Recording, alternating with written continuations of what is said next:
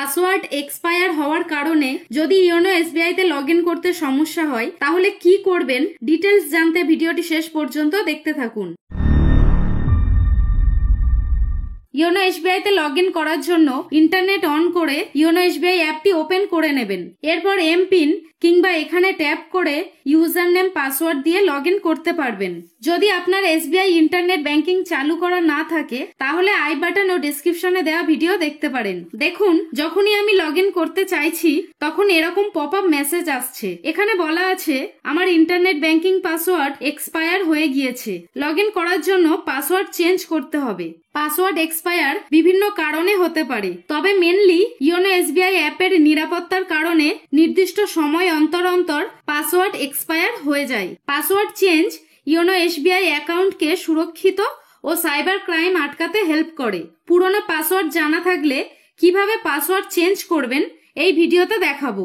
যদি পাসওয়ার্ড ভুলে গিয়ে থাকেন সেক্ষেত্রে কিভাবে ফরগট পাসওয়ার্ডের মাধ্যমে পাসওয়ার্ড রিসেট করবেন ডিটেলস জানতে আই বাটন ও ডেসক্রিপশনে দেওয়া ভিডিও দেখতে পারেন। পাসওয়ার্ড চেঞ্জ করার জন্য চেঞ্জ নাওতে ট্যাপ করবেন। এরপর এখানে পুরনো পাসওয়ার্ড দিয়ে নেক্সট করবেন। যদি বারবার ভুল পাসওয়ার্ড দেন তাহলে এরকম পপ আপ মেসেজ আসবে এবং এক্ষেত্রে ইওনো এসবিআই অ্যাপটি একটি নির্দিষ্ট সময়ের জন্য লক হয়ে যেতে পারে।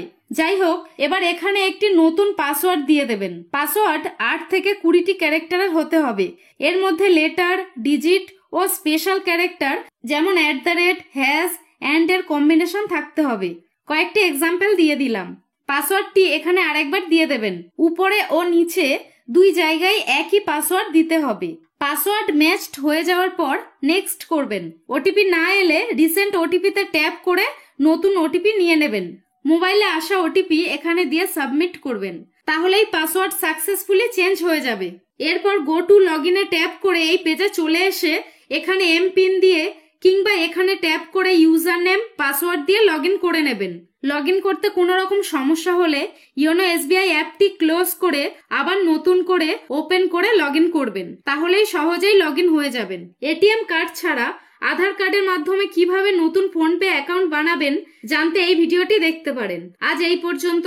ভিডিও ভালো লাগলে প্লিজ চ্যানেলটিকে লাইক, শেয়ার ও সাবস্ক্রাইব করে সাপোর্ট করবেন। ধন্যবাদ।